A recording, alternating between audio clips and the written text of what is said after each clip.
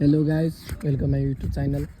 म आज बिहान फर्स्ट 9 बजे उठेको। कस्तो आज हिउँ परेर पुरै ढाकेको छ। हेर्नु त यो गाडीहरू सबै ढाकिदिएको छ होइन।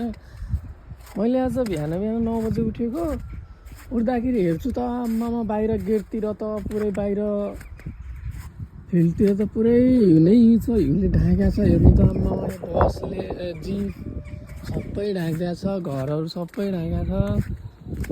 पुरै दामी तरिकाले हिउँ परेको छ। आम्मामा केटाहरूले त नाम पनि लेखेर भ्याइसकेको छ। म त खै भर्खर उठेर अहिले रोमानियामा 10 बज्दैछ। पुरै हिउँले ढाकिदिएको छ। आम्मामा घर सहर गाडीहरू सबै ढाकिदिएको छ। गाइस आज त खतरा तरिकाले हिउँ परेको छ है। हिउँ त खतरा दामी तरिकाले पर्छ यार। यस्तो पनि हुन्छ त।